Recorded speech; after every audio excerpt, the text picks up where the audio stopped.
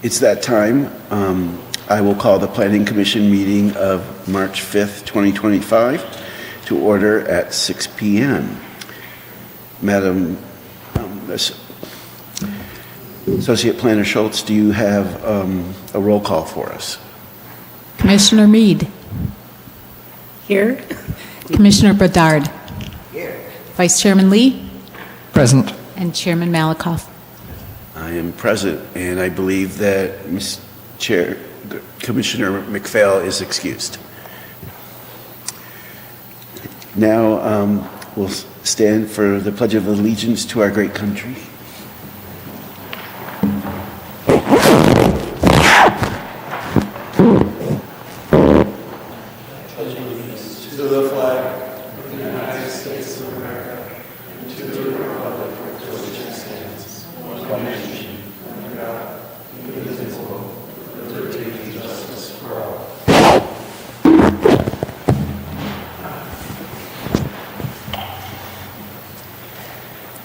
Confirmation of the agenda. Do we have any changes to the agenda? No changes to the agenda. Okay. And we don't need any motions, and we can move on to public comments, and we'll have our normal public comments. I learned last month that for special meetings, special comments. Thank you, Commissioner Lee, for that tidbit of information. The public is invited to address the Planning Commission on matters not on the agenda. If you wish to speak on the agenda, please wait to be recognized under that item. Except for special circumstances, the Brown Act prohibits the Planning Commission or staff from responding or taking action on any comments made by the public unless it pertains to an item that appears on the agenda. All speakers should give their name and city of residence. Please limit your comments to 3 minutes. So the city clerk will, do we have anybody that wants to speak on a non-agenda item? I did not receive any speaker slips. And just as do we want to pass out speaker slips to anybody that would like to speak? Make sure that they have them if they want to speak. I noticed a couple people in the back row. Is there anyone in the public who wishes to speak on an item that's not on the agenda? All right, we have no one wishing to speak. Our next item is approval of minutes. Do we have a motion? Do we have any changes to the February 19th minutes, 2025? If not, do we have a motion? So moved. Do we have a second? I will second.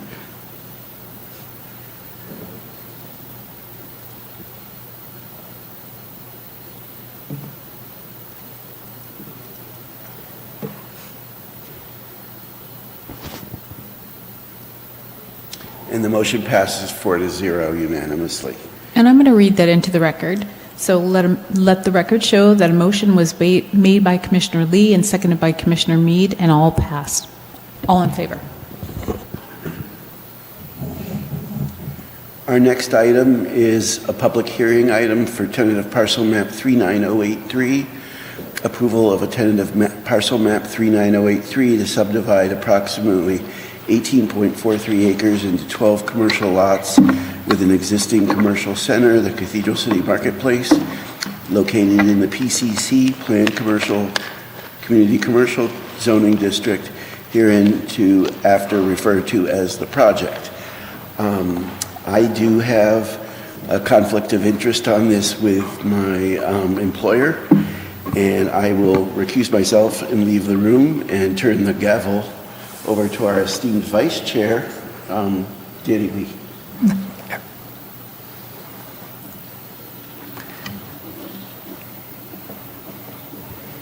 Okay, can we have the staff report, please? All right. Good evening, Commissioners, Vice Chair Lee. My name is Manuel Rocha, Assistant Planner here at the City of Cathedral City. Today I bring before you tentative parcel map number 39083, which is a proposal to subdivide approximately 18.43 acres into 12 commercial parcels within an existing commercial center by the applicant Jonathan Wall on behalf of Cathedral City Ventures. The project site is located at the southwest corner of Date Palm Drive and Dinosaur Drive. within the Cathedral City Marketplace. The subject property is zoned planned community commercial with a general plan designation of general commercial. Here is a photo of the property, which is the Cathedral City Marketplace. The project site is comprised of multiple multi-tenant commercial buildings and has an existing access on Date Palm Drive and Dinosaur Drive. There are no on or off-site improvements proposed with this project. As mentioned, the applicant is proposing to subdivide an approximately 18.43 acre site into 12 commercial parcels. The project proposes the following parcel sizes, which you can see on the table here on the left. The creation of new parcels within the PCC zone district requires that each parcel have a minimum lot size of 8,000 square feet. Each parcel meets the minimum size requirement. The proposed subdivision is consistent with the zoning code and permissible under the Subdivision Map Act. Staff recommends that the Planning Commission finds that the project is exempt from CEQA pursuant to Section 15061B3, the Common Sense Rule, and approved TPM number 39083, subject to the attached conditions of approval and based on the findings contained in the staff report. I conclude my presentation. I am available for any questions, and the applicant is also in attendance. Thank you. Let me start with questions from commissioners to staff. Commissioner Bedard? I'm very familiar with this location, and I have several problems with it, just being the upkeep of it, the maintenance of it, the cleanliness of it, the landscaping. A lot of plants are not replaced, not watered. Trees are badly pruned. It's not a very well-maintained property. So although that is outside of this particular thing, I am curious if there's any feedback as to why the property isn't maintained. And if we are going to be subdividing it, how is that going to affect current maintenance of it? That's a very big concern. Lots of dead trees, lots of spaces where there were trees, and lots of trash. I was just at that opening of the Mega Dollar store that's there. The store is quite nice, and I see that they're actually finally doing some painting of the building. But again, the parking lot isn't paved, at least hasn't been in some time. There's a lot of gravel in the parking lot and lots of trash. So that is a concern. I would like to know the purpose of this dividing up, how it serves us. I know it sounds like it's something that's by right, but I'm really curious as to what's the point. Okay.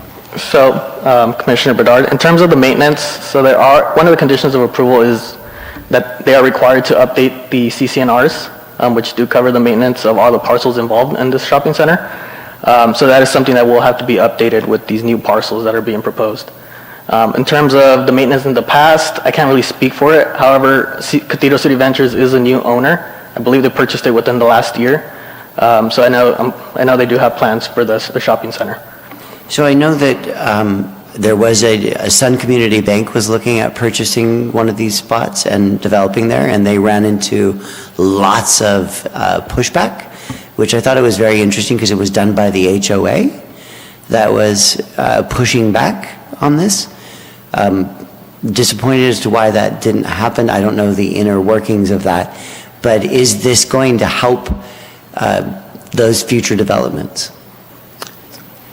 So if you don't mind, I'll go ahead and respond to that question. So Sun Community Bank is still looking at this location. Oh, they are now? They are still looking at this location. I talked to the person who was in charge of all that a few months ago, and they said it was completely off the table. Yeah, no, they're still looking at the location. We've been in contact with them. Great. And so that's moving forward. We anticipate something coming in soon. As far as the property maintenance, I understand the comments that you raised. We also will consult with our code compliance department because that's also property maintenance is under their purview.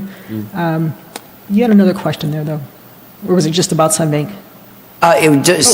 Go ahead. So the portion that Sunbank is proposed within is not, it's part of the commercial center, but it's not within the boundaries of the subdivision map. Okay.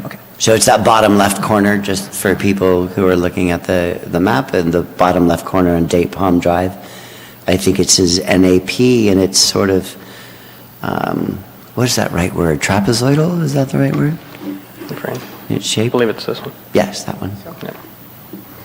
Okay, and that's interesting because I know people, it's a federal credit union, I shouldn't say bank, that are there, and they said it was completely off the table, and it was because of so much disruption by the other tenants, which I thought was very odd. Okay. All right, so the maintenance of the parking lot is going to improve? Well, there will be CCNRs in place for the requirement of the maintenance of the parking lot and the landscaping. And I would step in as well and say that we have been in contact with the new owner from an economic development standpoint. It is our understanding that they intend to improve the property. We will continue to communicate with them from an economic development perspective, encouraging reinvestment in the center.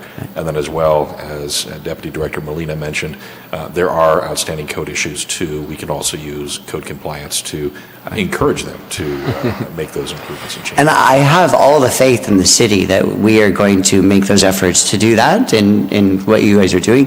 It's really in the results that I'm curious about, because I know we can do so much, and we could push and we can prod and we can ask them to be responsible, and they're here in front of us, and I would like a promise that that is going to happen.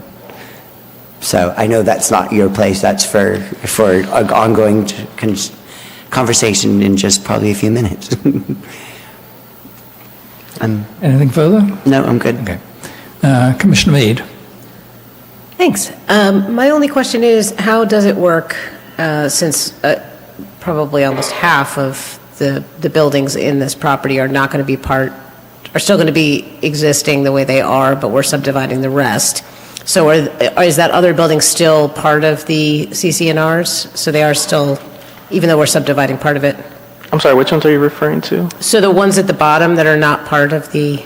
Okay. So you're referring to all of them that have the NAP? Yeah. Yeah, so those,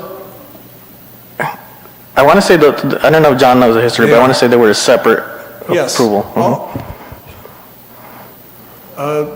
Developers, in these cases, shopping centers, you actually just approved one for basically the shopping center where Trilusa is here. The developer's not creating any new parcels.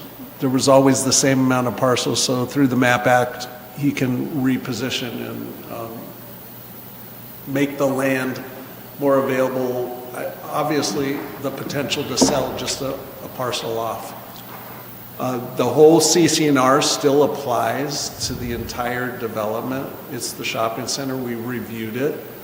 And yes, there's different conditions in there, such as the maintenance that we're going to review and basically strengthen that. So the bottom line is CCR, I can go in a big essay. CCNR still apply to everything. Right, I guess my question is in the other one that we approved, all the buildings were part of the, were being subdivided, and they were all part of the same CCNRs. So what I'm asking is for the buildings that are along Date Palm, that are not part of this subdivision process, are those also part of the CCNRs that govern the other ones? The CCNRs, and once again, in the, and I'm probably speaking for the developer, but if they had the druthers, they'd probably parcel out those too, but they cannot create any new parcels, or it actually reverts to going to a new parcel map, and they'd have to come through. Okay, so So in this case, they were massaging the existing parcels that are there, not creating a new got it. parcel. I just wanted to make sure there wasn't going to be any potential conflict between the maintenance of the parking lot or anything, since they're all sharing it. CCRs Yeah, covers everything regardless. We've reviewed them, and the sharing, they have reciprocal access, they have reciprocal drainage. Everything, all the communal portions of it are taken care of in the CCNR. Perfect, thank you. That was my only question. Thank you. And I have no comments for staff other than to confirm, as we did already. So this doesn't affect any of the tenants. This is simply a reparceling of the property. Yeah. That is correct, yeah. Okay. So with that, I'll move to open the public hearing. and invite the developer, the applicant, to come up. Good evening, Commissioners. Jonathan Wall, Cathedral City Venture, LLC. And I will scoot over here. All right. Thank you for entertaining this tract map and the feedback you provided. I hope I'm able to provide the answers, which I believe I will. So I guess just starting on my list, the credit union is very much still alive. Backing up, we purchased this center towards the end of September of last year. So we have not been involved long enough through maybe a former process or interest with the credit union, but we quickly re-engaged that interest, and I think you'll be pleasantly surprised to see something come to life here very soon. Regarding improvements of the center, since our acquisition of Cathedral City Marketplace, we've already completed quite a bit of work. As you guys may or may not know, we have re-tenanted the former Regency Theater, the old Dollar Theater that's been around for a very long time. It's been vacant for a few years.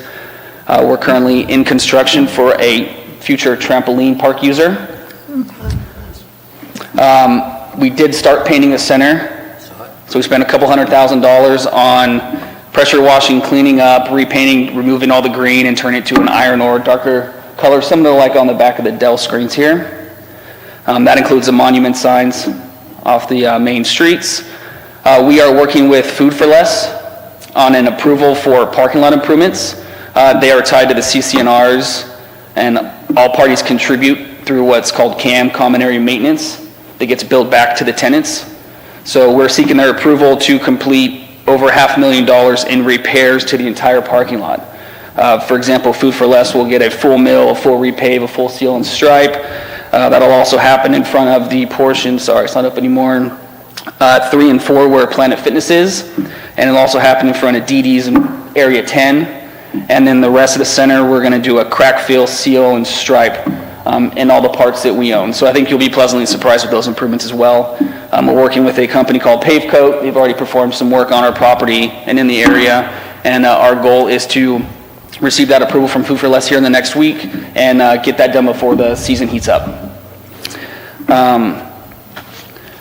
Regarding the questions for the CC&Rs, one of the conditions is to reenact the CC&R and revise the CC&R to accomplish and include lots 1 through 12. You will see lot 1 is the parking lot itself. And so our approach with that is it improves maintenance oversight when we lay it out this way. And what we tend to do through the CC&Rs is we establish what is called a declarant. That's basically the person, the property owner that leads the maintenance of the center. So they're responsible for the ongoing maintenance to ensure it's the high quality upkeep there that you may not have seen in the past. This will keep all the current owners, all the NAPs that we may not own, and future owners honest and contributing to the overall well-being of the center. I think a question came up why we're trying to do this. This expands our financing and investment opportunities. It enables access to additional capital for us and continued redevelopment with our lenders. It also strengthens our ownership structure here in the center. Where at one point there might have been one owner that didn't maintain the center well, and then it became 2 and 3. One of our development goals here is to obviously enhance the center, bring it to our standard, and we work with several institutional investors or REITs, publicly traded companies. They really like the single tenants, national retailers, the grocers, the Planet Fitnesses, the DD's discounts. And we also work with future owners, like local businesses, local investors, that want to come in and buy a piece of the center as well down the road. So having the ability to provide maybe a small store owner, make $1, for example, the opportunity to purchase a parcel here in the center is something that we enjoy doing. And this tract map allows us to maintain the center, increase our flexibility with future funding, future job improvements, and future transactions here at the center. And yes, all the NAPs are all tied into the original CCNRs and will remain in the original CCNRs. Thank you. Commissioner Mead, do you have any questions for the developer, for the applicant? No, I'm just glad to hear you're putting so much money into it, and it sounds like you've got really great plans for it, so that's good to hear. Thank you. Commissioner Bedard? I appreciate where you're coming from. I'm still a little pessimistic just because not a lot has been done, and I know you've been there very little time. So I look forward to seeing what you do with the place. As an example, the Smoke Tree Commons in Palm Springs, I'm sure you're familiar with that development. Mm-hmm. They do a really good job. I'm always pushing for a way to have architecture and built space support mental health. So over there they have overhangs and shade areas and trees and benches and all kinds of really good stuff. Mm-hmm. This is a really good community where you could spend some considerable time in as a resident. You can go to the gym, you can go to the grocery store, you could grab a cup of coffee. Something where it's a place that supports that type of being there, hanging out, doing something. I would, off subject, but I would love to actually see more of that coming from you guys. Appreciate the feedback. Okay. We'll move to public comments. Do we have anybody that wishes to address us? I did not receive any request to speak. Is there anyone from the audience who would like to speak on this item? I see no one in the audience wishing to speak. In that case, I'll close the public comments for this item.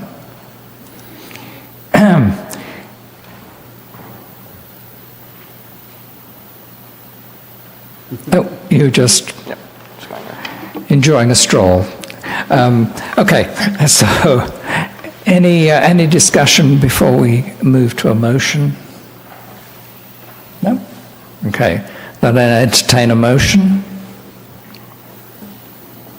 I move that we adopt a notice of exemption finding the project exempt from the California Environmental Quality Act, CEQA, pursuant to Section 15061B3 Common Sense of the state CEQA guidelines, and approve tentative parcel map number 39083, subject to the attached conditions of approval and based on the findings contained in the staff report.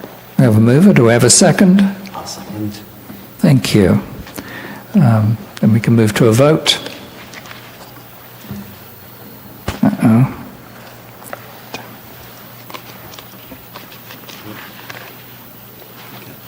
Did the seconder on that particular motion vote for a second? Yeah, there we go. Thank you. I have to get this thing back.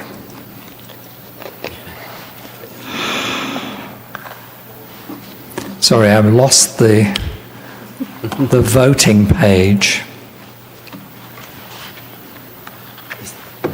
We can do a verbal roll call if you'd like.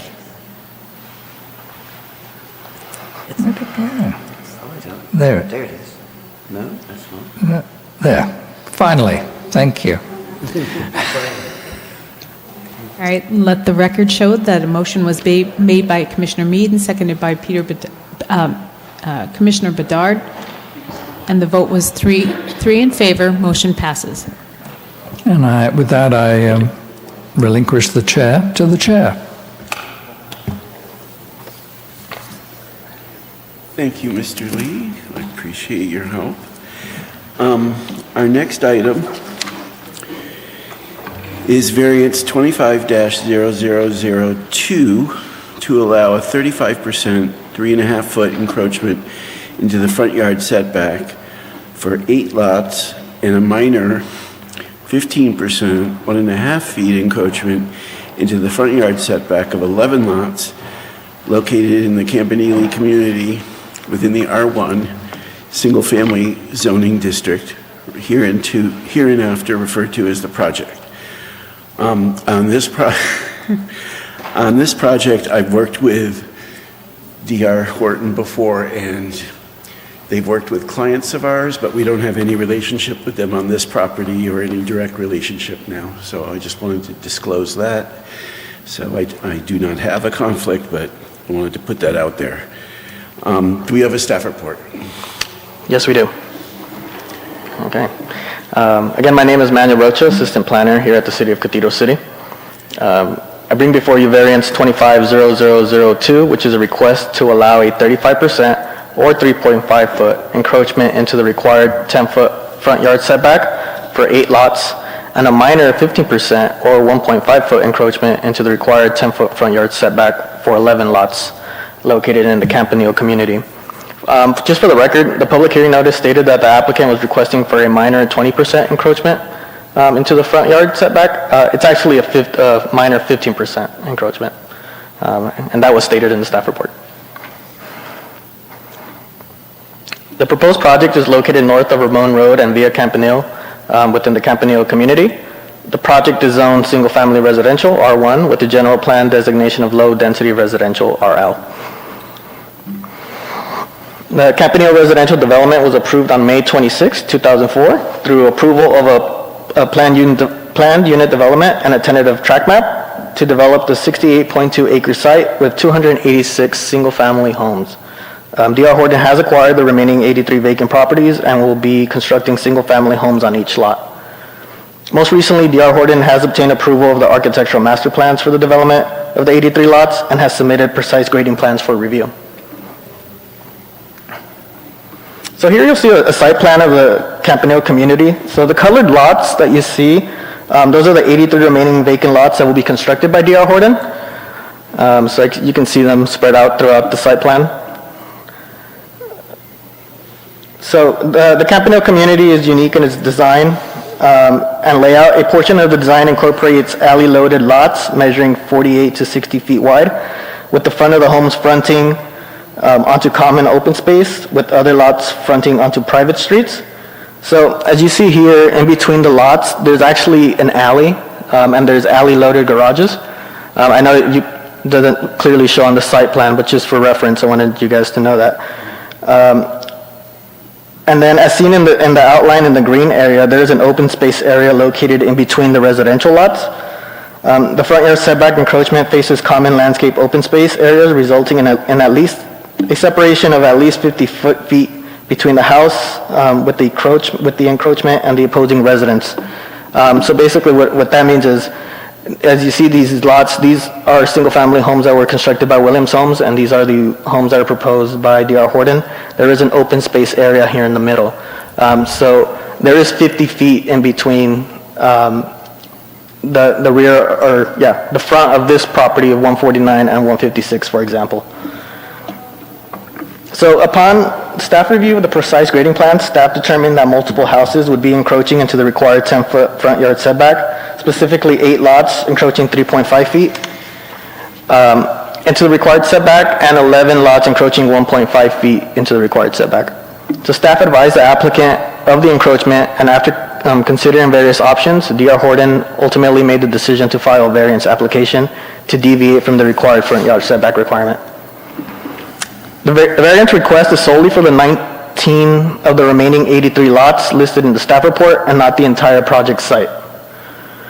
Although a 15% encroachment into required setback can be processed administratively, the entire request is being presented to the Planning Commission, since the 35% encroachment requires Planning Commission review. As you see on the site plan, the properties outlined in purple depict the lots where the proposed house footprints would encroach 1.5 feet into the front yard setback, and the properties outlined in red depict the lots where the proposed house footprints would encroach 3.5 feet into the front yard setback. When plotting the single-family dwellings, the applicant encountered a challenge with the alley-loaded lots facing the open space. The alley-loaded lots facing the street are 124 feet deep, and the lots facing the open space area are only 119 feet deep. Due to this difference in lot depth, the 18 housing plans plotted within the lots facing the open space area are shorter in depth, measuring only 119 feet deep. The exhibit here shows an example of the variance request. So the 3 middle lots outlined in yellow represent the lots encroaching 1.5 feet. So as you can see here, the setback is 8.5. And then the lots outlined in purple are the lots an example of the lots that are encroaching 35% or 3.5 feet, and as you can see here, it's 6.5 feet from the front yard setback. So in order to grant a variance from any development standard, certain findings need to be made. These findings are contained in the staff report, determining that the variances will not be detrimental and impact the operation of the other properties in the area, that the project site is small in size and therefore has exceptional circumstances that do not apply to the other properties in the vicinity, that the strict application of the development standards deprives the property of privileges enjoyed by other properties in the vicinity, that the granting of the variances do not constitute special privileges inconsistent with the limitation of other properties in the vicinity because of the existing physical constraints, and last, that the granting of the variance is compatible with objective policies and general plan use specified in the general plan. Thank you, Mr. Rocha. We'll have Commissioner questions now. We'll start with Commissioner Mead. Do you have any questions? I just wanted to confirm, it looks like in the close-up shot, and I couldn't really tell this when I was looking at this at home, so where that open space is there also an alley there in between the home lots and the open space as well? So the alleys will be located here where my arrow is pointing. So what's the gray strip at This the one? top of the lots? This is sidewalk. Oh, that's Or walking sidewalk. path. Sidewalk, okay. And then for the tops of those lots, are there walls or fences along the tops of those lots between them and the sidewalk, or are they just opened up to the sidewalk? It's just open up to the sidewalk, to the walking path, yes. Okay, then it seems to me that because there's that sidewalk in the open space, that because my concern is always, if there's a wall there, can fire get through if they need to get through? But if there's just open space and a sidewalk, then I don't really have much concern about it. Thank you. My only comment is a compliment on the staff report in that how you used the color coding to show where the different setback requests were was really easy to spot, and I think if you had written this staff report 10 years ago, it might have been a lot more difficult to understand. So kudos to using the technology just to make it what you're trying to say more simpler, and I think you proved the adage, a picture is worth 1,000 words. So good job on that. I understood everything and don't have any additional questions. Vice Chair. Whoever I am. Yeah. Lee, do you have any questions? Yeah. Could we go back to the site plan slide you had there?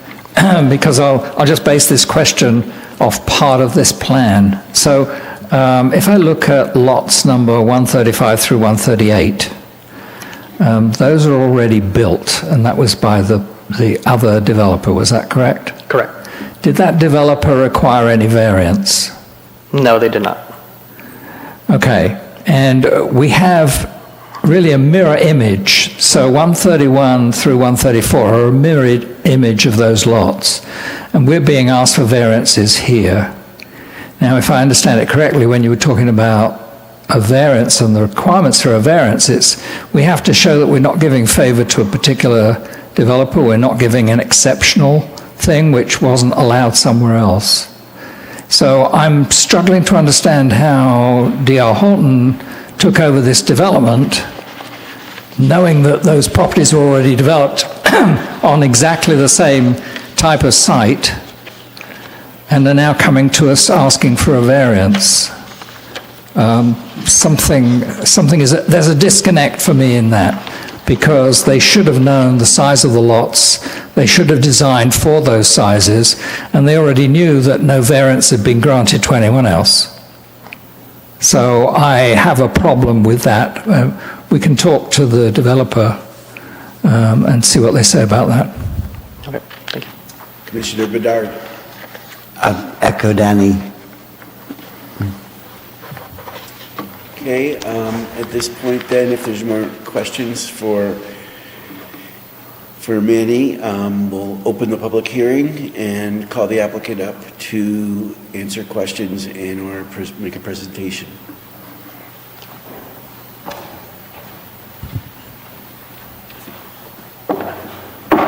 Good night, Planning Commission. My name is Mario Ornelas. D.R. Horton's project manager for Campanile. I want to thank you for considering our request for the variance. We have had extensive conversations with the planning department, and I really thank him for preparing the staff report. I believe all the facts that were presented are facts that we agree with, and we're in support of what Manuel has recommended. I would like to answer your question. When we first started the process, we were doing our due diligence, and we found out that this project was part of a PUD, plan unit development. So at the beginning, we were looking for a copy of the report and all the information that we needed, so we can go ahead and come up with a design. This is an older project, and apparently there was no copy of the document, electronic or hard copy. So at that time, planning and us, we started working together to try to find out exactly what the requirements, or what requirements were used in the past for the developers. So Manuel and the planning department started doing some research, and I believe they started looking at different permits that were issued, and they went out to the site. And at the same time, we went out to the site and started taking photos and walking the site to realize or find out exactly what, or at least get an idea what the setback requirements were going to be. So we started plotting everything based on the information that we had. So we have two different products, a standard product, and we have the alley loaded. The alley loaded are basically smaller lots, so we had to come up with different plans that were going to fit the specific lots. And we started looking at lots 127 through 130. We used those lots to come up with a plotting. The plotting was presented to the planning department, and we said, okay, everything works, it's fine. So we decided to go back and put together a plot plan and a precise grading plan. It was at that point that we came back and we realized that the lots facing the landscape common area were smaller, 119 feet in relation to the other lots that are 124 lots. That 5 lot difference is what's making the difference, and that's why we're requesting the variance. We had the option of doing a lot line adjustment, but we felt that was going to be really cumbersome and more difficult to try to accomplish, and it was going to we have to take a lot more steps to do that, and we agree that the way to go was to request the variance. Now, remember, only 8 lots, which are the ones that are located at the corner lots, those are the ones that are encroaching 3.5 feet. Those are the lots that require the full variance. All the other lots, we could have gone with a administrative review because it's only 1.5 feet. But also those lots, the encroachment is the porch. And I think that's what created some confusion, is because typically in a lot of the other cities that we work with, a porch could encroach into the front setback. So when we came to see the planning department and they presented some of their information, apparently they do not allow the porches to encroach into the front setback, not unless they're covered. I believe that's what the zoning code says. So basically, we decided to step back and look into our options, and we felt that the variance was the cleanest way to do it. And at the same time, we walked the site, and there are some of the lots from the original development that appear to be the corner lots, a little closer to the front setback than the lots in the middle. So once we took all the information together, we sat down with planning, and we came up with the option of requesting a variance request, and we're here. So looking at the slide of the larger slide, excuse me, it appeared that the middle two in any set of 4 there has a 1.5 foot variance, which would be ministerial. So, and it looks like the end properties I've got 131 and 134 on this slide here. Those appear to be slightly larger lots, and you're proposing a larger build on those lots, which is pushing you to a 35%. So why did you not look at using the same model property on all 4 lots? Then you'd have just a 1.5-foot variance.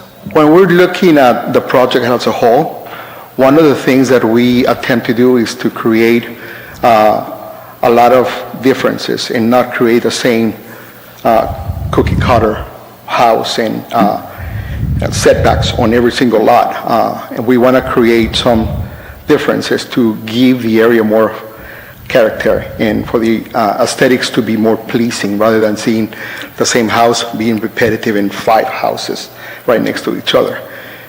And that's why when we present a project to the cities, we try to come up with 4, 5, 6 different plans. So that gives us the opportunity to create character within the community, not having the same house right next to each other. It gives the area more character. Aesthetically, it's more pleasing. May I? Just so I understand, I'm the newest one here and all that, just so I understand, basically you came in with a bunch of standard designs that you just are plopping down into this area. Those designs have already been done, they've already been built, there's nothing innovative or new about them. They're just designs that you had before, and you're trying to fit that design into this lot. Is that correct? As a company, we do have a library of different plans that we can use, and we basically go through a series of checklists depending on the area, depending on the architecture. What kind of character do we want? What is the market? What is the best floor plan for that area? Mm-hmm. If I'm going to build something here in Coachella, there are 2 different markets, and there are 2 different plans that we're going to be using. If I'm going to be building in the city of La Quinta, I'm looking at the same challenge. I need to make sure that we come up with a design that is going to be fitting with that community and is going to be able to supply the demand of the market in that city. Sure. And the floor plan. That sounds all very nice, and I appreciate that, and I appreciate your varying the styles. I just wanted to understand that this isn't anything special that you're doing for us. No. This is just taking a design that you already have That and is just correct. plotting it down, and you thought that would be the most appropriate. That is correct. And you probably could have put another design that maybe was a little smaller or something of that sort that you already built. You could have done that, but you decided to probably do a bigger something with bigger square footage with a bigger price tag that you could then fit on there, which is why you want the variance. Am I understanding correctly? I think what happened is that at the very beginning, when we were doing the analysis, we were looking at lots 127 to 130, and those are the bigger lots that are facing the street. Right. I think that was an oversight on our part in the planning department. We went ahead and looked at lots 127 to 130 to kind of come up with the idea of what setback requirements were going to be appropriate. Because remember, this is part of a PUD, and it's also a PUD that they couldn't find. So we have to come up with some sort of a guideline there. But I think the problem is that we started looking at lots 127 to 130 as a guideline, and we oversaw the fact that the lots right behind it are only 119 feet long. And when we plotted everything, we submitted the precise grading plan, that's when Manny and I were looking at it like, oh, there's a problem here, so. So again, not to give attitude or anything, but it's basically you wanted to put something there, you discovered after you did all the work that it's not going to work, and so now you want to get the variance instead of go back and redo everything. The options were doing a lot line adjustment, and we felt that a lot line adjustment wasn't going to work.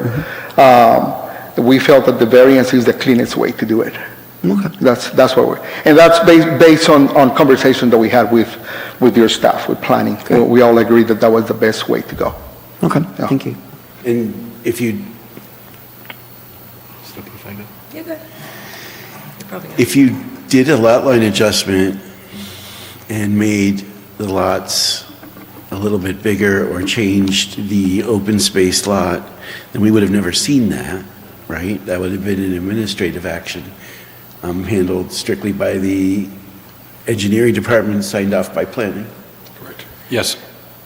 So at least with this, we're seeing it, and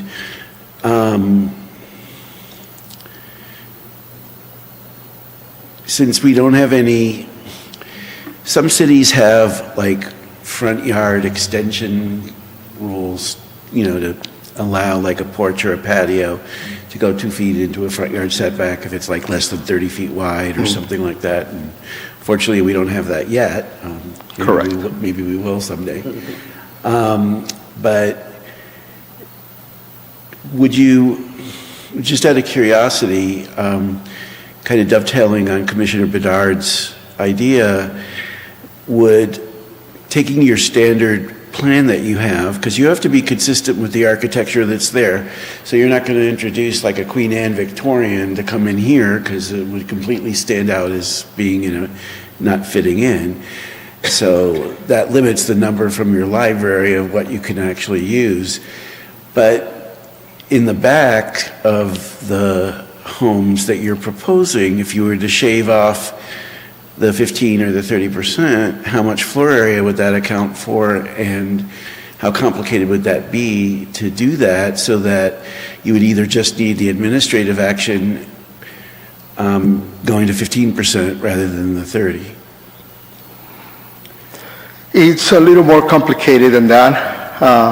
The fact that we have our construction drawings that went through for review and approval through the city, they have been approved. Everything has been approved by building, planning, and everyone within the city. We have precise grading plans that have been approved also for the whole site. So making changes, it would basically mean going back to square one. But when you turned in your building plans, you did that at risk, right? That issue had not come up yet. The issue came up later. So you turned in your building plans, and then at some point, it was identified that you needed to make a modification. You discussed the lot line adjustment, you discussed the variance, you discussed the administrative variance, and decided that making a modification to the encroachment would be the easiest way to move forward. Based on our conversation with the planning staff, we looked at different options, and we felt that that was going to be the most appropriate way to go about it. So it's very standard that people submit plans at risk, knowing that the planning commission or the city council can make changes, and then you have to go back and make those changes. You might have gotten ahead a little bit, but if there's changes made, that's a known quantity. So when was it identified to you that you were proceeding at risk? This issue did not come up until we were submitting for a precise grading plan. And the precise grading plan was submitted after the LCDs were approved. So you were already done with the planning review. Correct. And you were doing the precise grading plan, which, just so everybody knows, is very detailed and shows where everything is in quite a bit of minutia. Maybe that's the wrong word, John, but quite a bit of detail on a precise grading plan. So that's at that point when you discovered that you had a planning issue. That's when the issue was identified. And you had already done everything else. That is correct. And did you go through some kind of preliminary review before you submitted everything? Like I said, the preliminary review that we did was showing lots 127 to 130. That's the review that we ended up going back and forth with planning. But like I said, neither planning nor us really look at the lots behind it being only 118 feet long. Well, I guess what I want to know is when you submitted the civil plans, did you know there was a possibility that there was a setback issue? No, not at that point. It was not identified. It was identified through the review of the precise grading plan by planning department. Okay, so there was some kind of preliminary review and nothing came up. and then you submitted your civil plans. And In they detail, came back the and detail, said yeah. that you have a zoning issue, and then you went back to planning, and you discussed what options you have. The three options were to change the footprint of the building, to file for a variance and a minor variance, and/or to... Lot line adjustment. adjustment. And would, okay, so on the open space lots, which there's a lot of open space in Campanile as a whole, if you were to make the lot U, T, and V a little bit more narrow, would that give you enough space not to need the major, need the regular variance and only need the minor variance? We could go through the process of the lot line adjustment, but in reality, when you are standing up there and look at the construction, you're not visibly going to see any difference. And the fact that you have the landscape common area in the middle, it gives you that impression that you have a really extended front yard setback. And that's what planning and the planning department and I discussed. And that's what we kind of If you had to do a felt. lot line adjustment on either lots 131 through 134 or Lot U, which one would be easier? We would have to get involved the HOA because they are owning the common area lots. So it's not a process just between us and the city. We have to get third parties involved. So Lot U would be a lot more complicated than it appears. That is correct. But if you were to make a modification to the floor plan of lots 131 through 134, that would be just modifying your standard plan, which what you're saying is a little bit more complicated than it seems. Basically revise a whole set for 8 lots out of 83.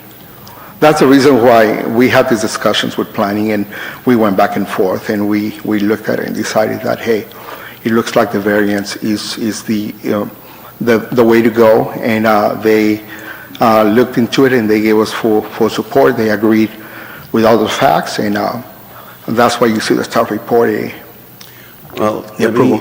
ask one more question before I think we move on to Commissioner Mead. I remembered.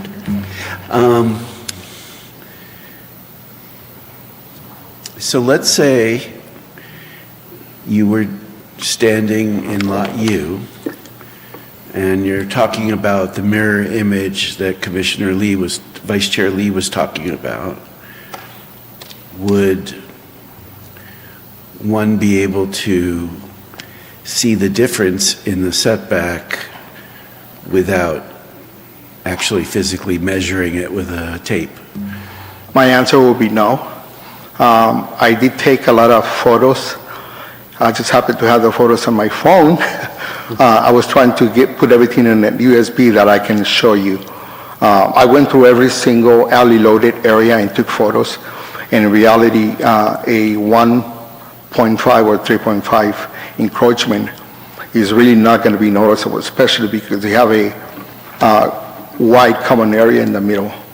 And also some of the lots, especially in the corner, are closer, and it's shown on the photos that they are probably about a foot closer than the lots in the middle. One of the ways, there might be a fifth way that you might be able to work with this, and we could decide whether that's an alternative that's acceptable to the rest of the commission, is you could do a point of view analysis that you were standing at maybe 2 points and seeing where the house would set, so that we could get an idea, if you were standing in the open space, what exactly it would look like. It's called a point of view analysis. And you could actually do that for not only 131 through 134 as an example, but you could also do it to show that the human eye really, I'm assuming what you're saying is correct, it may or may not be, but then you could also do the same analysis from the same points on lots 135 through 138. have an architectural view analysis to show that, to support that it's not a significant request. If that came up as an option, would that be possible? We are obviously hoping that we can get your support to move forward with our request as presented tonight, but if there's something else that you would like to see from us, obviously we are here to hear you and work with you, but obviously our desire will be to move forward with what we have. You're looking at a 1.5 feet is this much, 3.5, you're looking at that much. So when you're looking at a big home that is laid out in a 60-foot wide lot. I can only speak for myself. I haven't heard everything that my fellow commissioners have to say, but the 15%, I agree with you, that's not a huge deal, and it could have been done without going through us at all. But the 30%, I wouldn't say it's a gigantic deal, but it's a bigger deal than the 15%. So. I apologize, Mr. Chair. I just wanted to reiterate a comment made by staff. And this is staff support and the findings that are in your staff report. There is a difference in the lot depth. And I think what the applicant and staff have described, this is a little bit of a conundrum.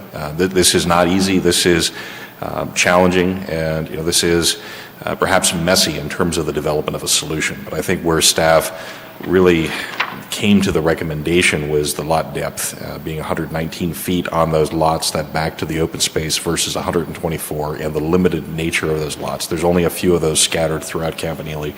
That's where we found that there is reason to grant the variance, that there are exceptional circumstances, that those are different than the standard sized lots throughout the neighborhood, and there is reason to consider the variance. You're right, there are a range of alternatives that could be considered, but I think as staff evaluated those, it doesn't change the character of the neighborhood. We could make this more difficult, we could make this more time-consuming, more expensive for the applicant, but that's not necessarily in our interest. And I think staff is looking for a solution and is recommending a solution that perhaps is the most direct path, and it may be messy getting there, but I would suggest that we consider the lot depth as that exceptional circumstance that differentiates the lots backing to the open space from the other lots within the development and the limited extent of the variance request. Chair, may I add to my esteemed colleagues' comments? And this is a more global view.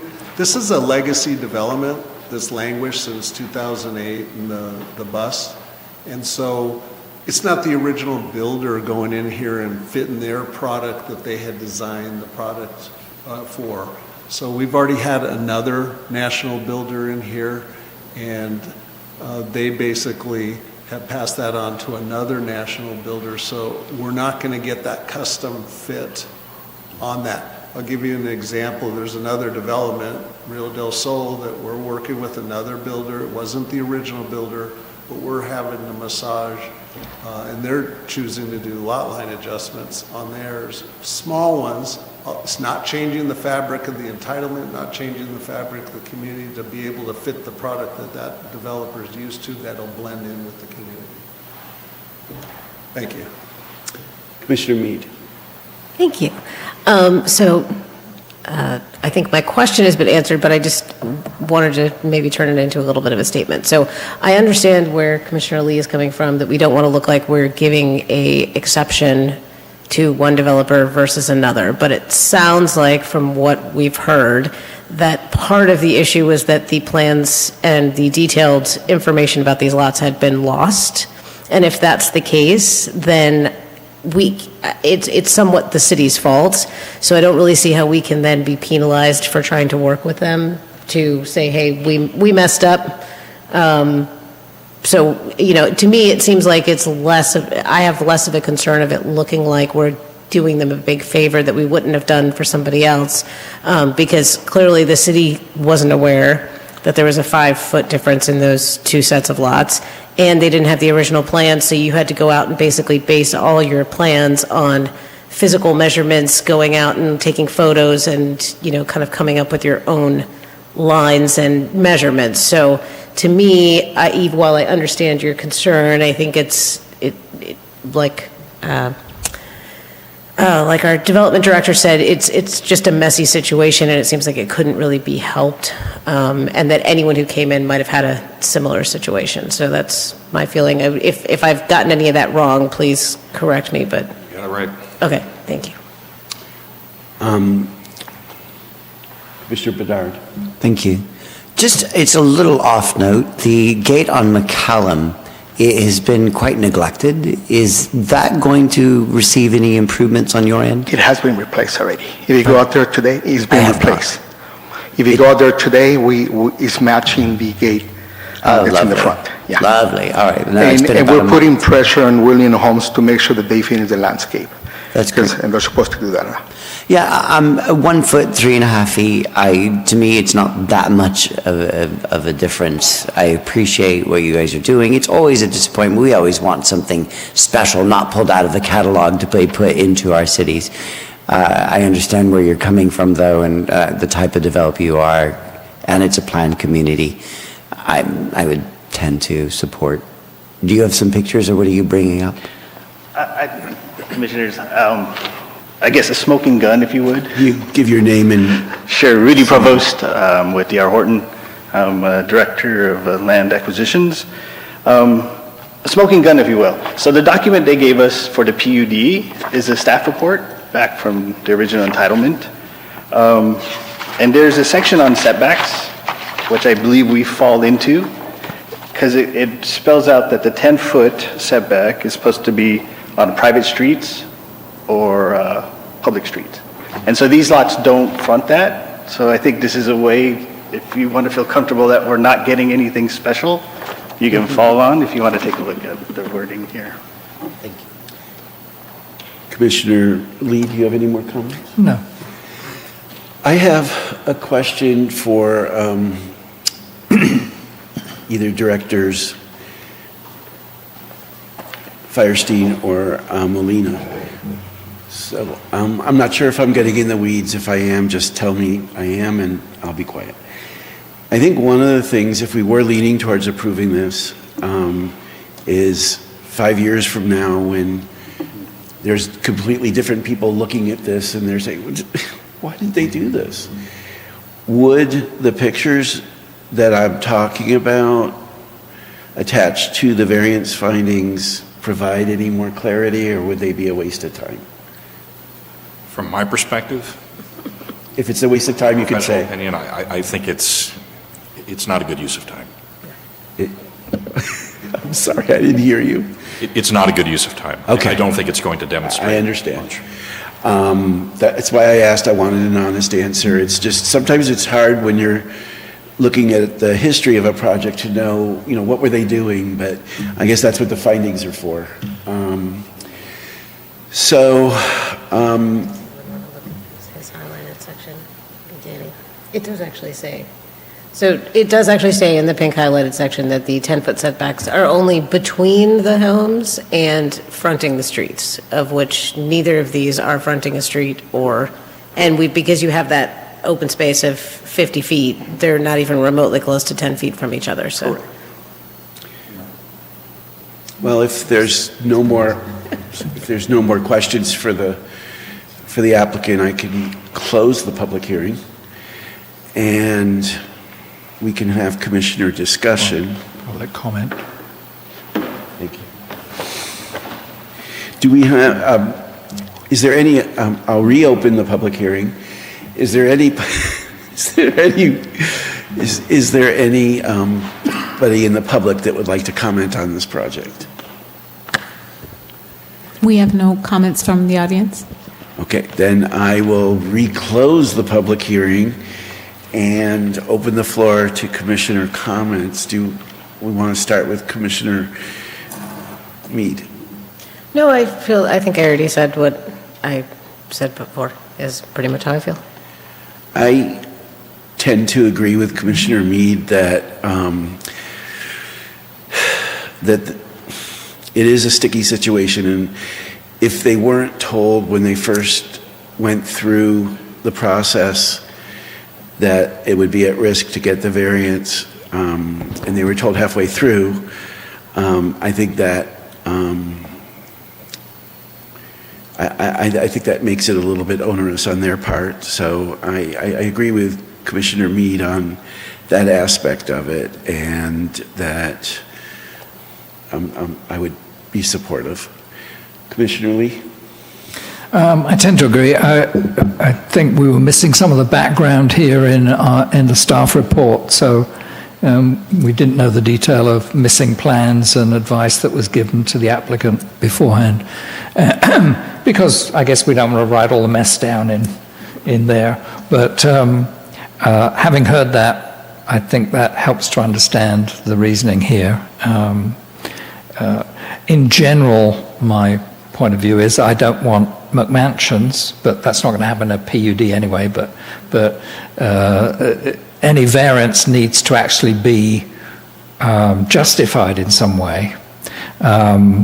It shouldn't be a rubber stamp from the PC just because an applicant asks for a variance, and I don't think that's what's happening in this case, but that would always be my first concern, to make sure that's not happening.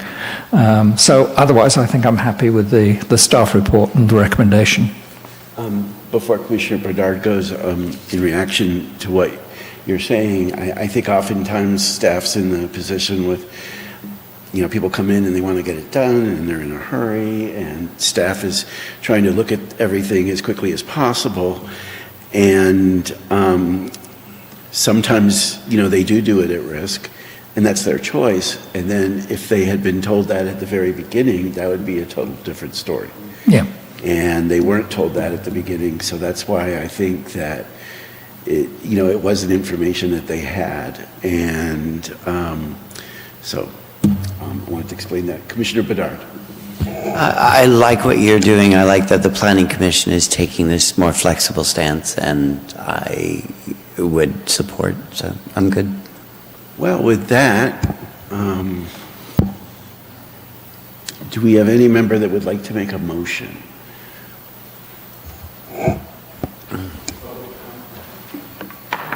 We've done that.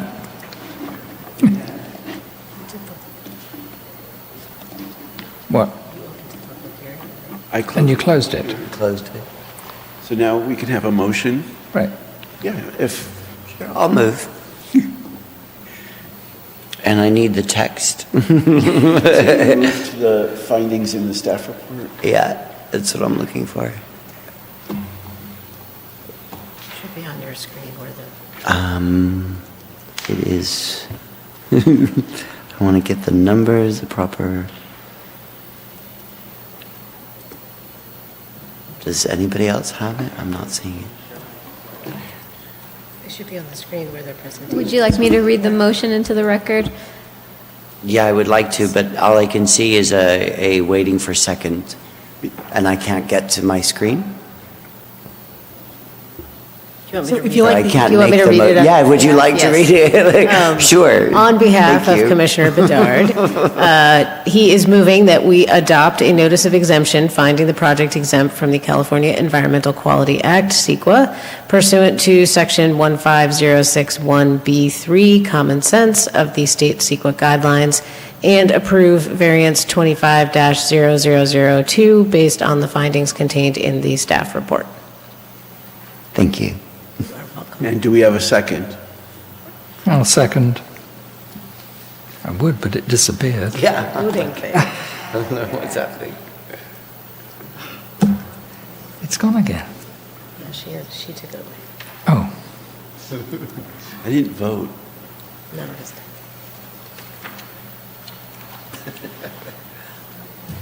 Please hold. We appreciate your patience.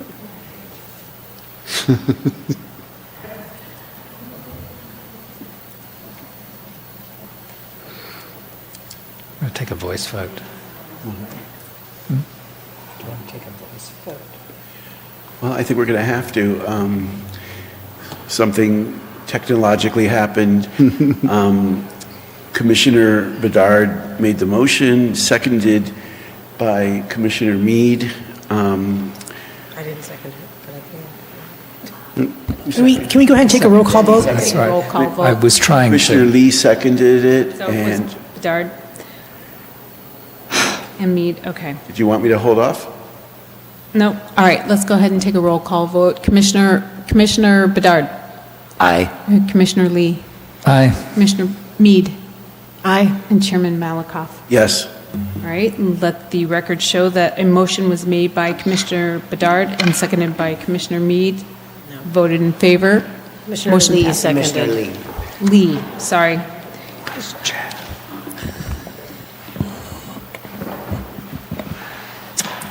Thank you, gentlemen. Good luck. Thank you. Okay, now we move on to non-public hearing items.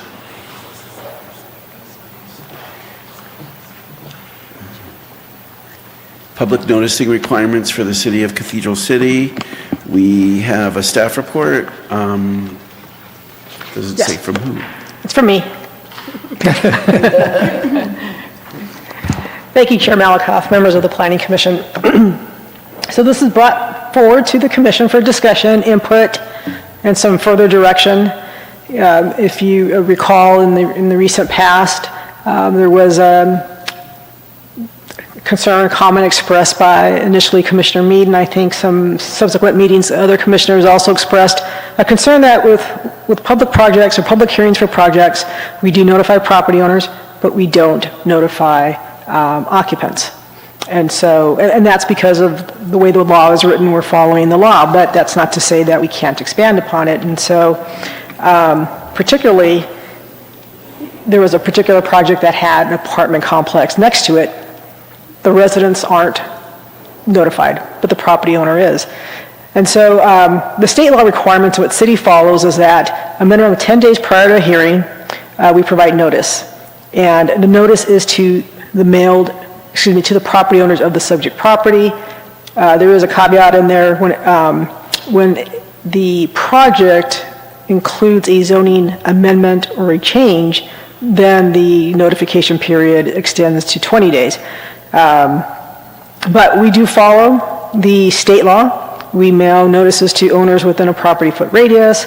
We notify utilities and agencies. We also publish in the local paper the public hearing notice. But state law does allow us to expand the notification process based on our community needs.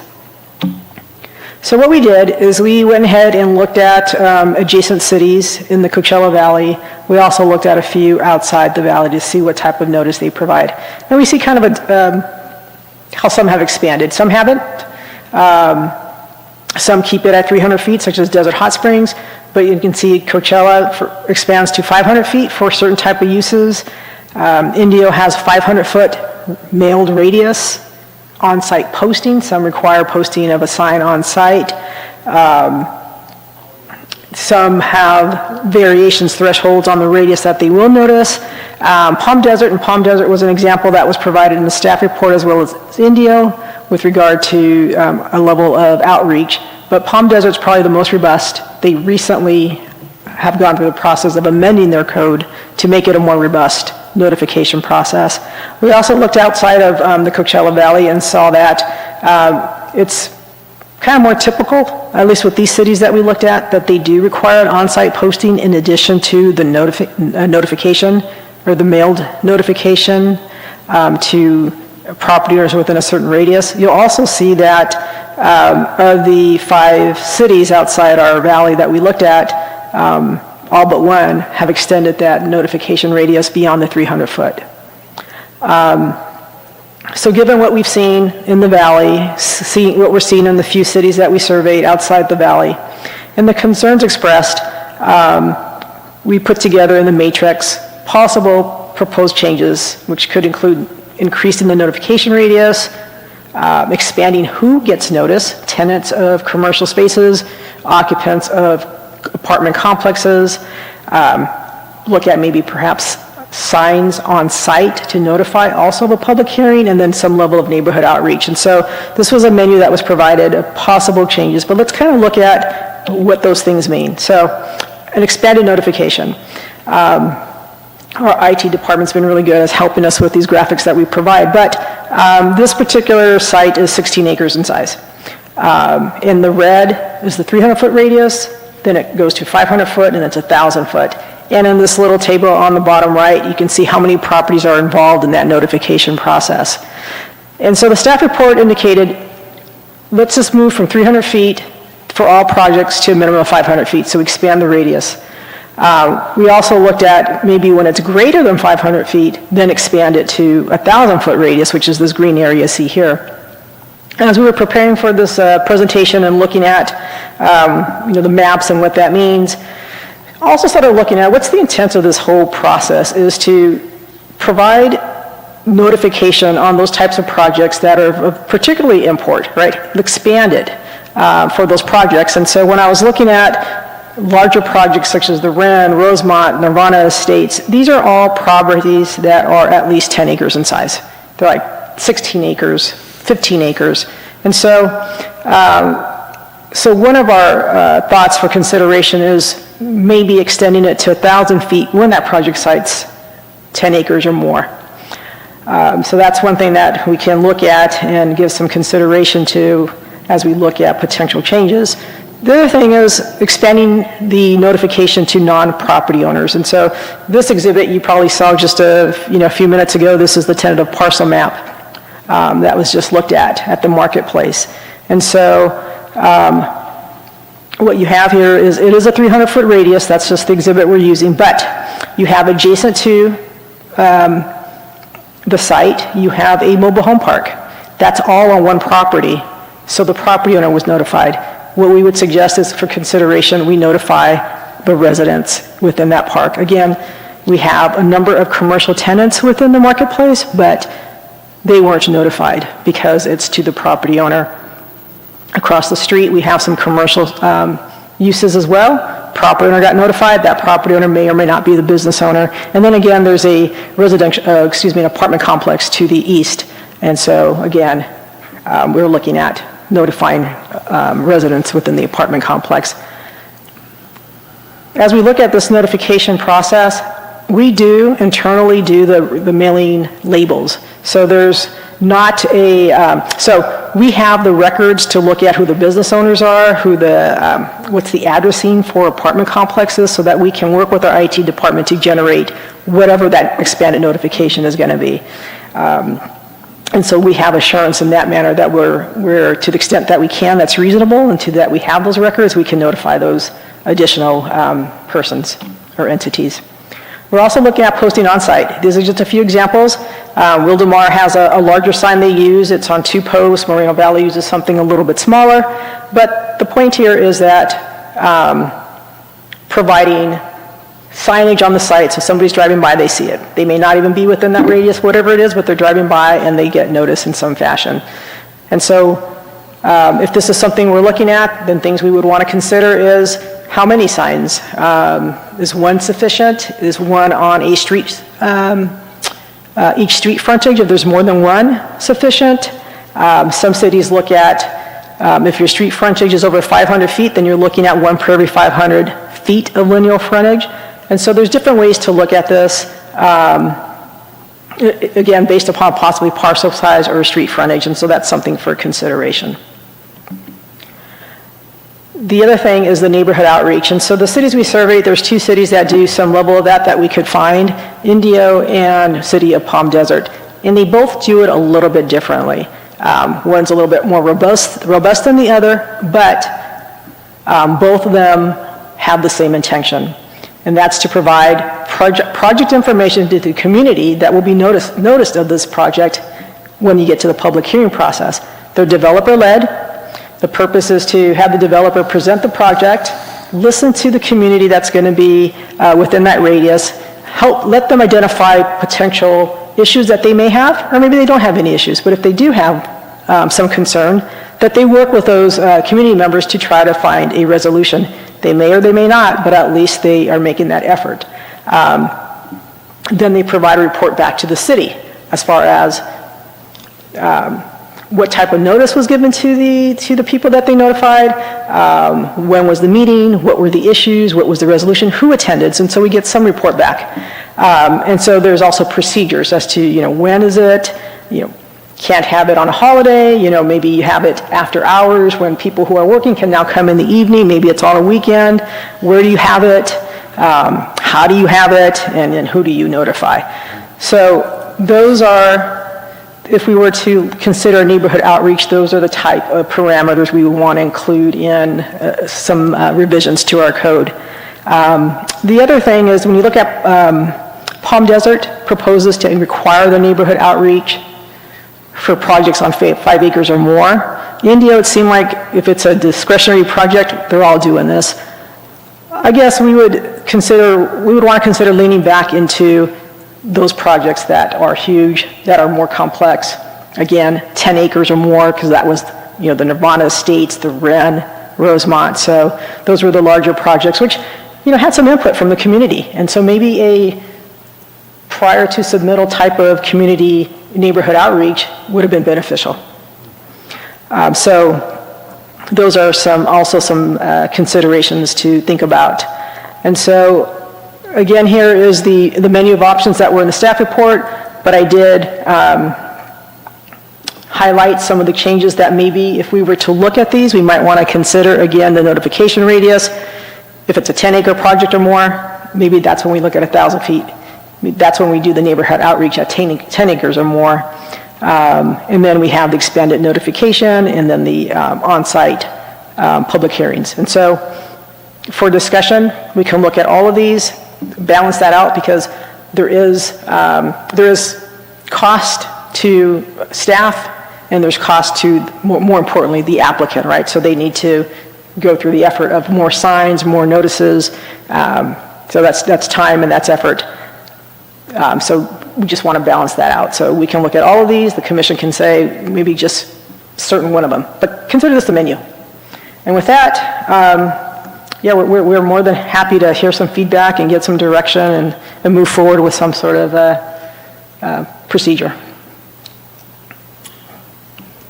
Questions of the city? I'll start with Commissioner Lee. I wonder a little bit, excuse me, I'm having throat problems. I wonder a little bit about the 500 and 1,000 feet. Both are kind of arbitrary. I mean, they're good round numbers. I happen to be 498 feet from Desert Bloom, so I would definitely have wanted to know about that one. But why would we want a bigger number just because the property area was bigger? So I'm not sure that that's actually necessary. Our intention is to ensure that people directly affected by a project would know about it and would then get a chance to talk about it. So it may be that 500 feet would be sufficient. I think the bigger part of what's recommended here, and by the way, I love this report and thank you so much for doing it, but the bigger part would be the actual notices that are displayed on the property and neighborhood meetings. And I think however we distribute those signs, whether it's one on every street or it's one every 500 feet or whatever we do need to also make sure that they're bilingual. So with that, I mean, I can imagine, take an example like the Food for Less gas station. We had a room full of people here for that. And that's a fairly small project, so it still applies to small projects as much as a Rosemont kind of project, I think. So we have to make sure that we get notification in the right way for all of them. And in that case, a lot of those people were renters, so the owners weren't notifying them. And in that same project, they had a consultant that came in and told us that they'd held meetings with the neighborhood, but that, the neighbors were saying, well, we didn't, or they didn't listen, or they just told us what they were doing and then went away. So another point somewhere in your report was about whether staff needed to attend neighborhood meetings. And I don't think that's particularly necessary for staff to be there. But I think that both ARC and the PC should be notified and be allowed to attend those meetings so that we can get feedback on exactly how the meetings were conducted. Yeah. So I just want to make sure I'm hearing everything. And I know we still have more discussion, but Yeah. your point is that the radius may not be as effective than on-site posting and neighborhood meetings. The way we would consider formulating the provisions for neighborhood meetings is that we would indicate in our regulations how they go about it, the type of noticing, where they have to have it, make it so that people can participate. But they also need to provide us a report back as far as what issues were raised and how they try to resolve them. They may or may not resolve them, but at least we have that information. The reason why we agree with the developer-led not having staff maybe even attend is because we don't want to give the appearance of being an advocate for the project, because that's not what we're doing. We just want them to have a neutral, so to speak, neutral in that the city is not involved. They're having that discussion, but they are reporting back to us. Because in these community meetings, sometimes with staff being present or maybe city representatives, there is the risk that they feel that they have, there is the risk as far as that perception, and that's why we try to stay back and away from that. And I understand that. Yeah. The problem I see is that always there's going to be some of the public who say that, they didn't say that, or we said that and they didn't listen. And so the question is, how do you get that feedback as part of the report from the applicant? And maybe what you say is, as an applicant, you've also got to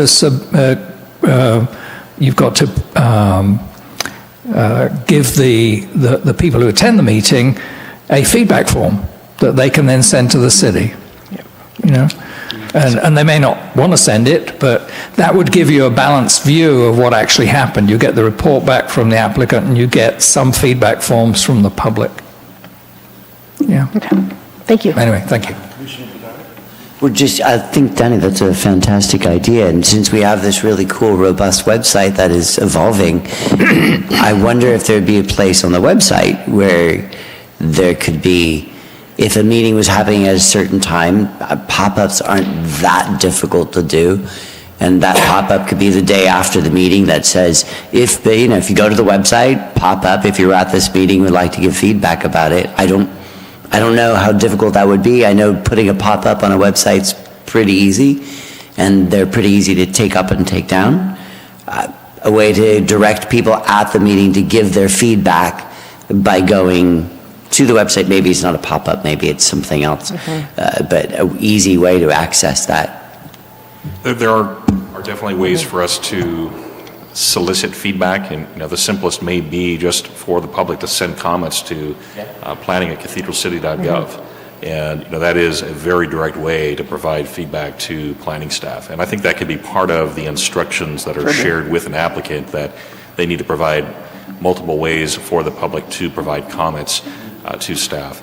And those comments too, that report, that is something that we would share with the Planning Commission. So I want to make sure that you feel that you're receiving that information, either the applicant's report or any public comment that we get, that would be communicated and shared with the Planning Commission.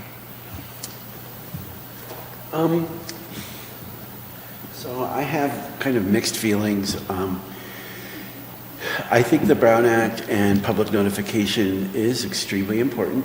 I think that it needs to be done right, but I don't think that you need to overkill either. In my experience, most of the people that complain that never got notified, when you show them the return envelopes or the list, then they see they were notified and the husband or the wife or the mother never gave it to them.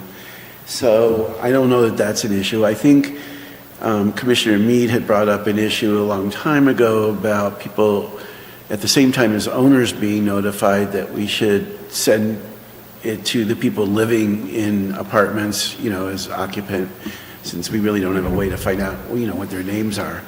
I agree with that. I think that the 500 feet is a good measurement to notify people in the area, because some people do complain that they don't get a notice and they live right outside the 300 foot. So I think the 500 is good. I think the 1,000 foot, even for the larger projects, is overkill.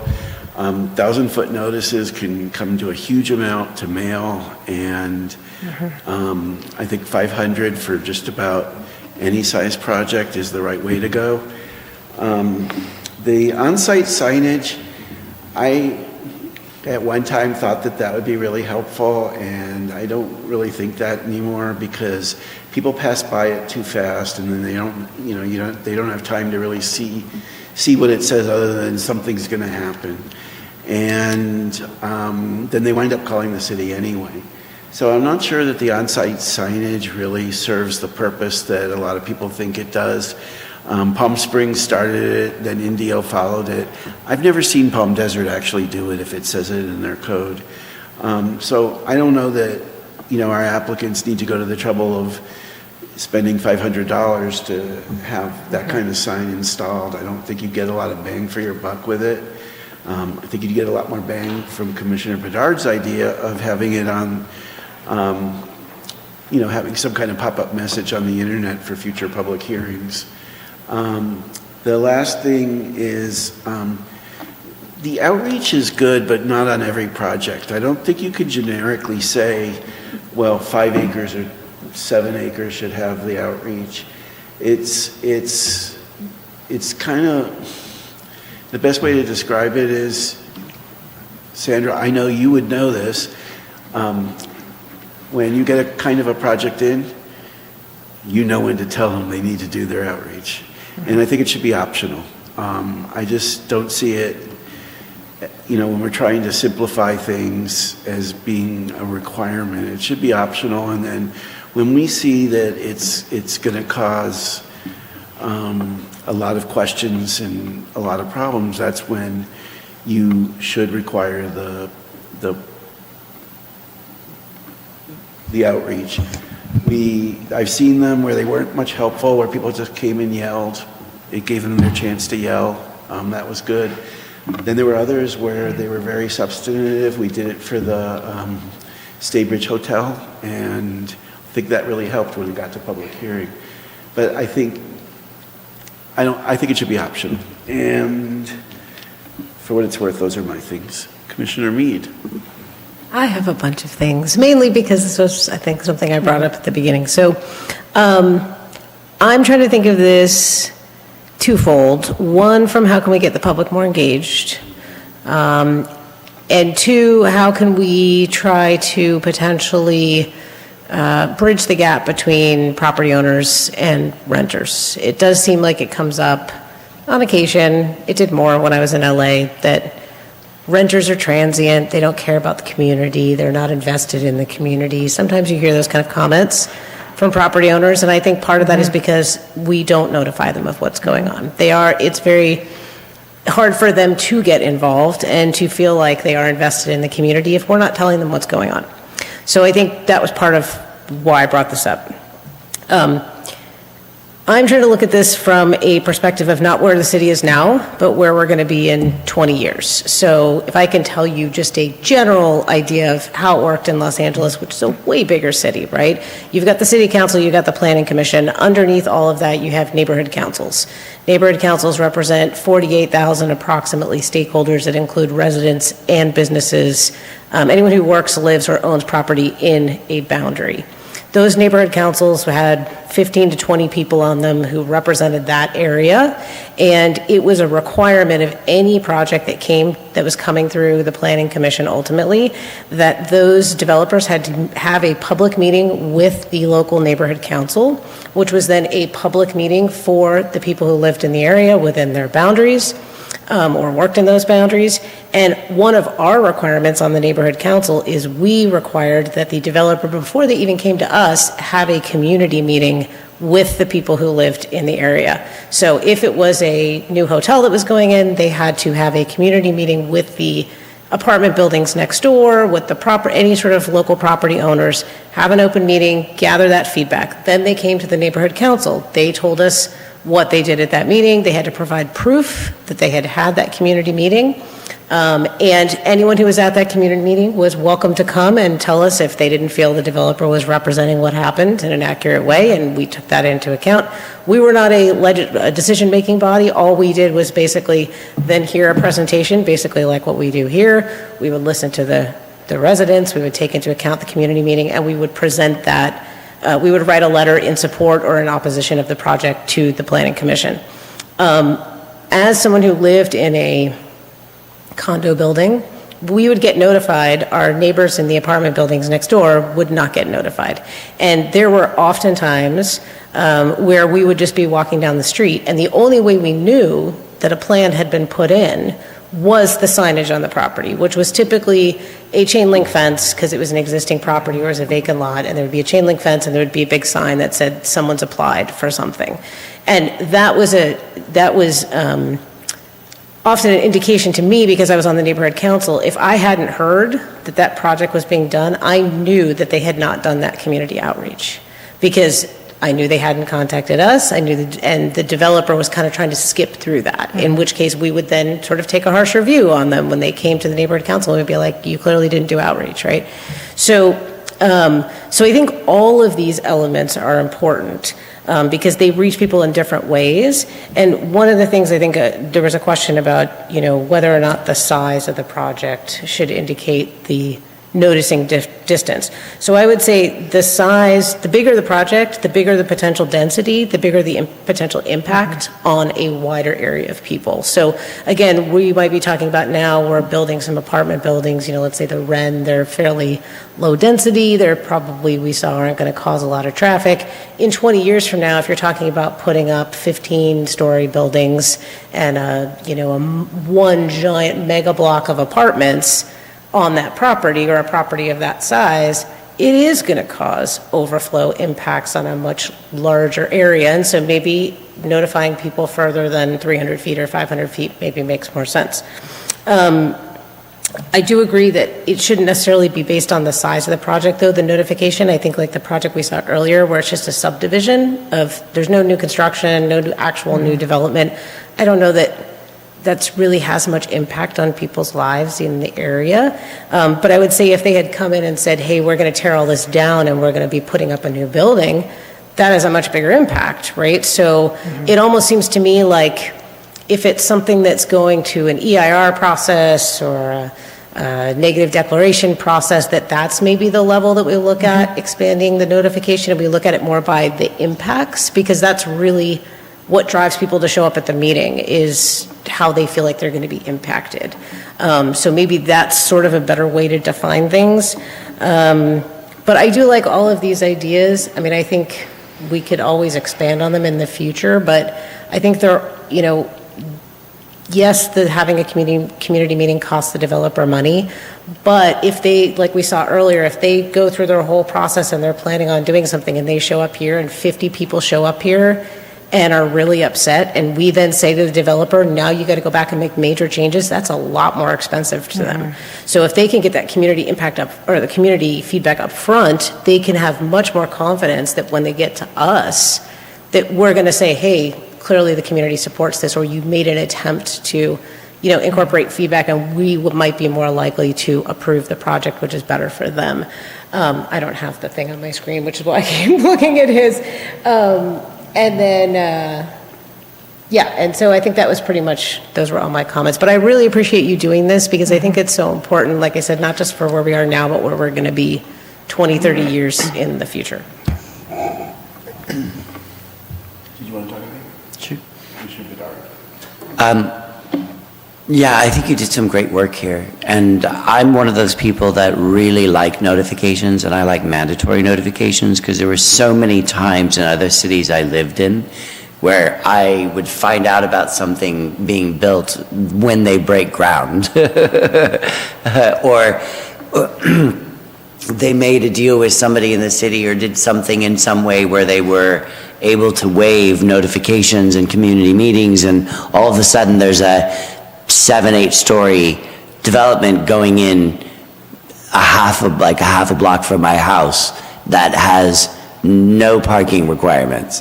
Like, that was literally what, and I know that's not the same city, and to think forward, I really think mandatory requirements are great. How they are decided upon, I don't know. Like, it was suggested that maybe you said a few different things about meeting certain requirements.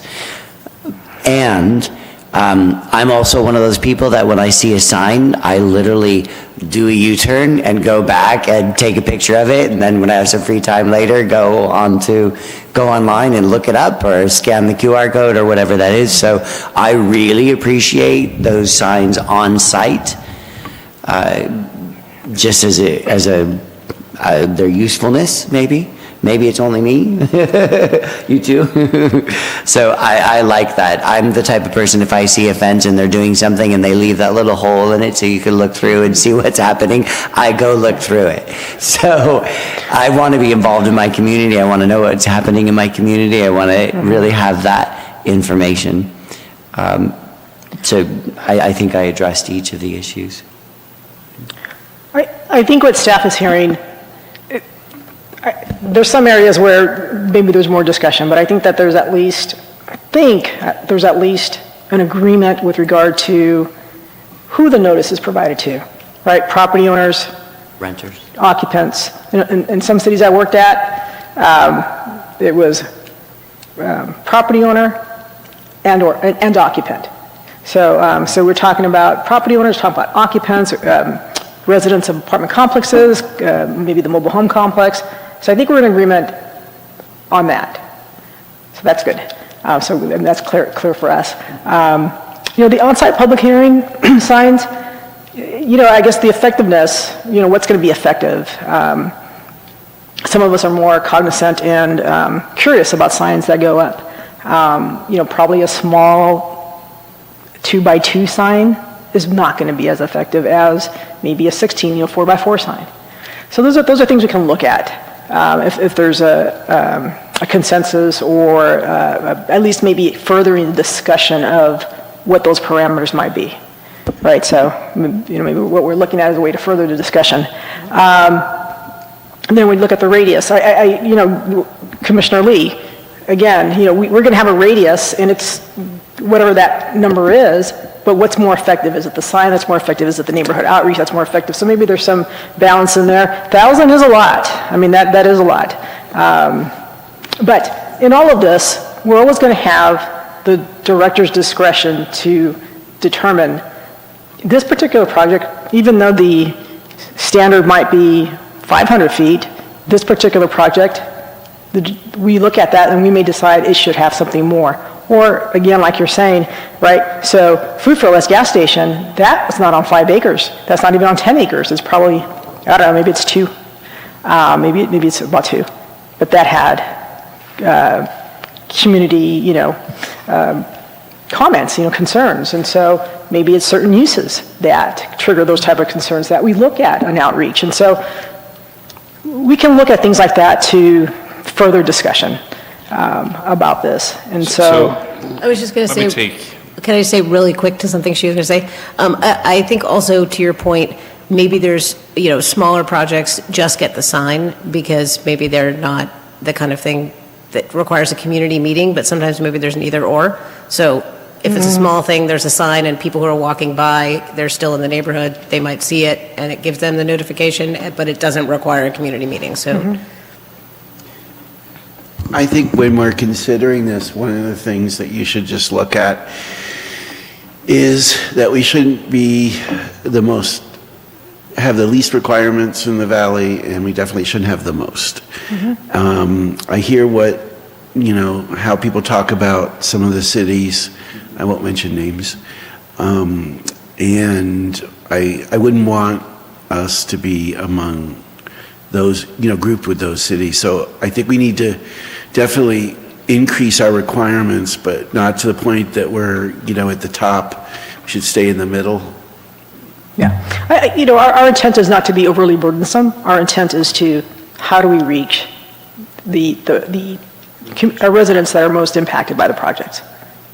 So if I can expand on Deputy Director Molina's comments, I think this is a great discussion, and I think where we should go from here is actually to prepare a red line, prepare a draft ordinance for your consideration. You're missing a member tonight. I know he has advocated for seeing red line changes, so let's take what we've heard, prepare a draft, something for you to react to so that you can see the text. When you see this in your packet again, think about those projects that you've heard either here or in other cities and how that would apply. I think that's a good next step for us. As well, we can work on a flow chart and what would trigger a community meeting, what would require posting on the site, what would require notice. We can work on that flow chart. Something that we didn't put in the staff report and that we haven't mentioned, the distinction between ministerial and discretionary projects and some of the movement as of late for more housing projects to be made ministerial. And I wouldn't want to set a false expectation for public input to give someone the idea that they can shape and influence a project where our hands are tied. We're very much limited because the state has made that a ministerial project. So that's something for us to think through as well, just how we anticipate how we incorporate that into this process. But I think there's a lot here that we can react to. I strongly support this. Where we're going as an organization, where we're going as a community, we're trying to be more facilitated. We're trying to be more predictable. And by doing this, by requiring this at the onset of a project, we're actually doing a lot to give an applicant the feedback they need in order to design their project. We're not leaving that to just before the Planning Commission. I've seen too many projects over the course of my career get derailed right before the Planning Commission because we notified the public of a project after it's been in review for 6 months, for 12 months. That's not fair.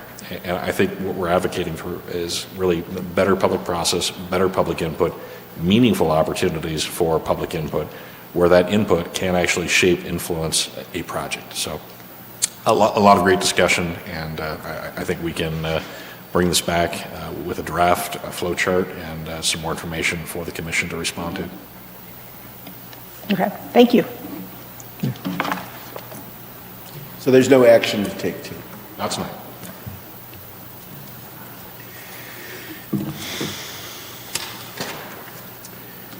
Okay, so if there's no further questions for staff, are there any public comments? I don't see anybody in the audience, so I'll close public comments. We've already provided direction. Next section is commissioners' comments. Do any of us have comments for the staff? I was just going to say thank you for that last agenda item. I really appreciate it, and I think that was a really good discussion, and I'm sure you guys have a lot to work with. This is a super nitpick, which I just take with me. I don't like when we refer to the public or our stakeholders as the audience. They are our stakeholders. We represent them. They are the public, and they are not just here to watch what we do. If they've shown up, that means they're engaging, and this is for all of us, because I sometimes say it too, just to remember that they're not just passive observers. That's why I made sure that we asked the people that were in the back, if they understood that they could speak on the project, and we checked and they didn't.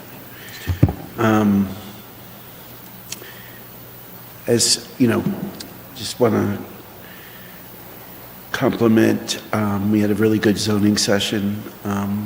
Cynthia, I think that went really well, and I think you're managing the consultants very well. I look forward to the future sessions that we'll have. So that was a good job all around. Manny, again, I think 10 years ago your staff report would have been much harder to understand.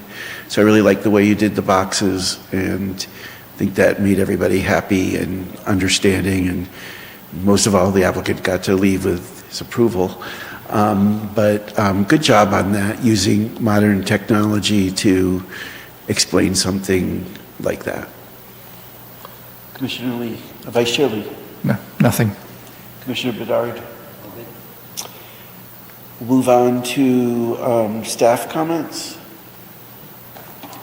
So you do have a meeting on March 19th, and we are continuing to work through the items that have been raised by the commission. So you'll see our building official and another report from staff in response to comments made by the commission. So we're continuing to work on that.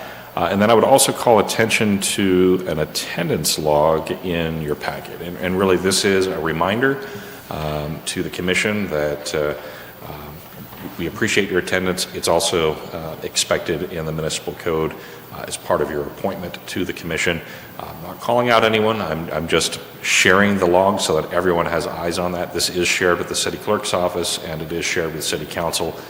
We're not having any problems right now, but this is in full transparency so that everyone is aware of attendance and how it's being monitored. That's it. Okay, city attorney comments. It's a pleasure to see everybody tonight, but I don't have any other comments. Thank you. Okay, then I call this meeting adjourned at 7:50 on March 5th. We're adjourned. Good meeting, everybody.